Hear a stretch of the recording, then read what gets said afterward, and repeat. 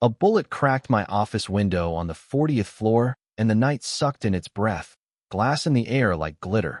And before I even knew I was moving, a woman I'd never seen slam me to the marble, her hand on my chest, her voice a whisper that felt like command, "Stay down," and I did. Because something in her eyes said she knew exactly where death was standing, and because a second shot punched the frame right where my head had been a heartbeat earlier. And because sometimes your life belongs to a stranger for exactly 3 seconds, and you don't argue with fate. You know what I mean. When the sirens finally climbed the Manhattan wind, she was gone. A smear of red on my white shirt and a draft pushing through my broken window like it had something to say. And I was on my feet telling the paramedics I was fine when I was anything but. Because the only thing I could hear was her voice in my ear, and the only thing I could feel was the warmth of her palm, like a brand over my heart. Let me back up a sec.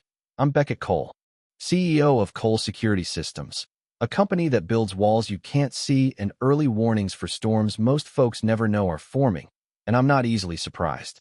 Except that night made a liar out of me, because Detective Tasha Monroe walked in under the strobe of emergency lights and asked the usual questions, and my security chief, Jack Dean, pulled the feeds from every camera we own, and somehow the woman who saved me didn't exist at all. No badge, no payroll, no face match in any database. Which is cute when you're talking about myths and ghosts, but not when you're mopping her blood off your floor.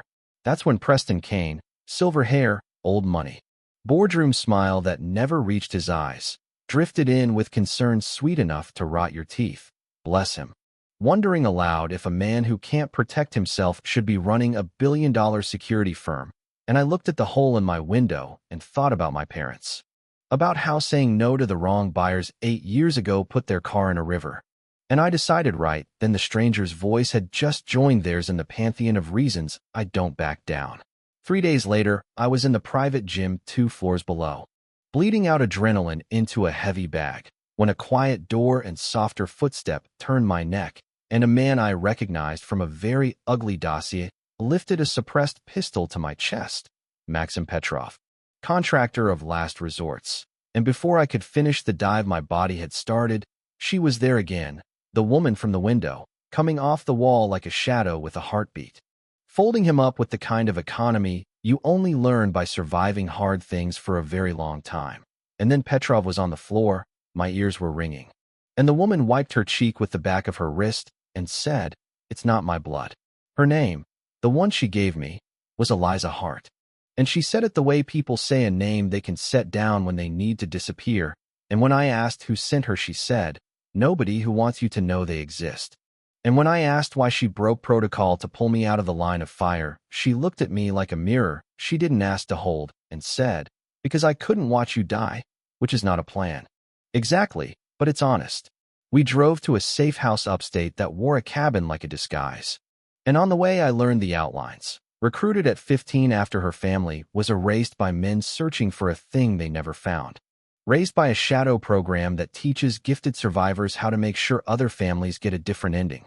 That happened, and I patched a graze on Eliza's shoulder while she studied the room for angles and lines of fire, and we traded the kind of truths people usually keep buried under work, guilt, and good intentions.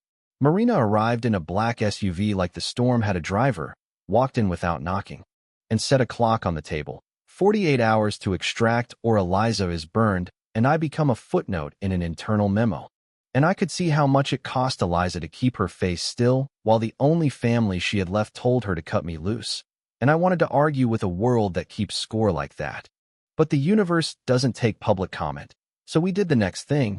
We started to plan.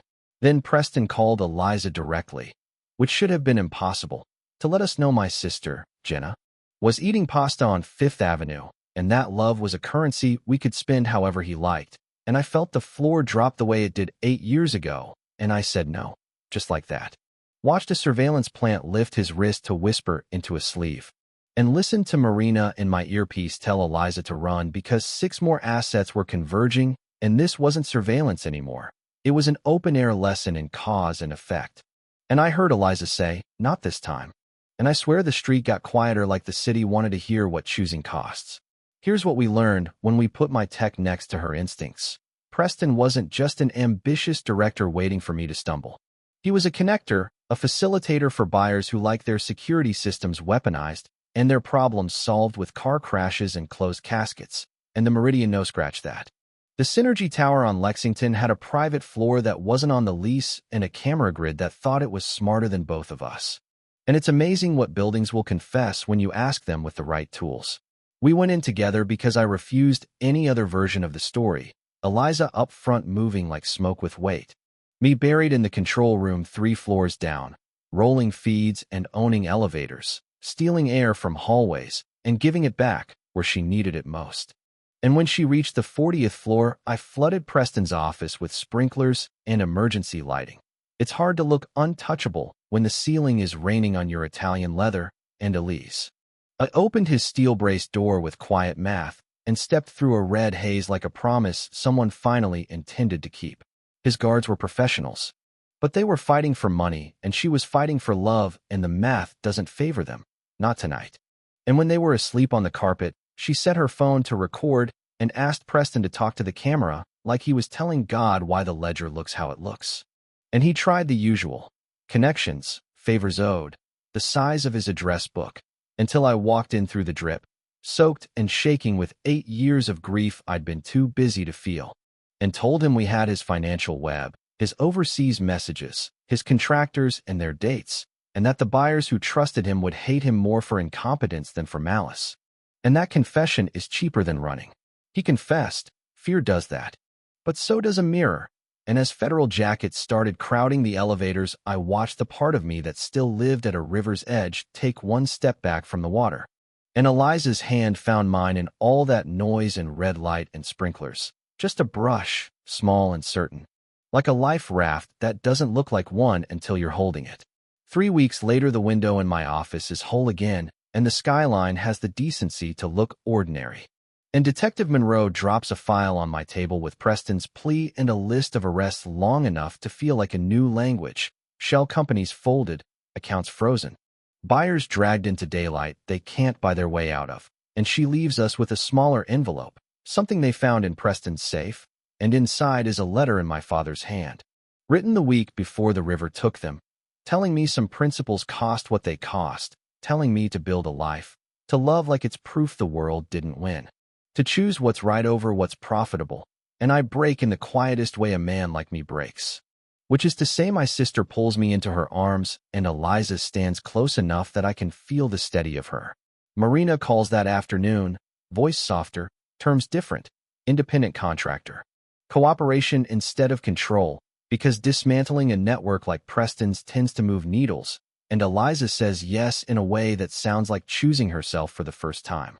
And we start sketching a thing that isn't just business, a program that puts protection where money usually doesn't bother to go, safe exit details for domestic violence victims, panic devices that talk to our teams and local cops at the same time, training built by survivors for teachers who've had to learn tactical thinking the way most people learn recipes. And somewhere in there, Eliza says there are others like her who deserve a door out. And Jenna says we can build that door. And I realize hope feels a lot like purpose with its sleeves rolled up. But look, there's a scene I keep replaying when the office goes quiet. When the city is 1,000 windows and none of them look back. And it's not the gunfire or the confession or the letter in my hand. It's the night outside the safe house. Rain chewing the roof and a fire snapping like it had opinions. And Eliza sitting in a chair facing every window because old habits don't surrender without terms. And me on the couch finally about to sleep, and her saying I'll watch over you like it was a contract with the universe, and me believing her, utterly. And if you can hear that sentence and not argue for love over fear, then maybe you've never needed someone to mean it. So here's where I land. Preston Kane will die in prison with the lights on and the cameras running. His friends learning to pronounce accountability, and will spend the next years turning my parents' legacy into the thing they meant it to be. But the part of the story that sticks under my ribs is simpler. It's that a woman trained to be no one chose to be Eliza Hart in my life. Chose to stand between my family and the worst version of the world. Chose love with her eyes open to the cost. And that choice changed everything. If you were Eliza, or me, would you have taken the deal and disappeared to keep a sister safe? Or would you have walked straight at the man holding the knife because some lines, once crossed, shouldn't ever be uncrossed? Yeah, that's the argument, and I want to hear yours. Tell me where you stand on duty versus love, on justice versus survival, on what a community owes the people it makes vulnerable. Drop your take in the comments. Share the story if it hit you somewhere you didn't expect, and if you've got a moment, tell me the last time you found strength you didn't know you had. I think we all need to hear those right now.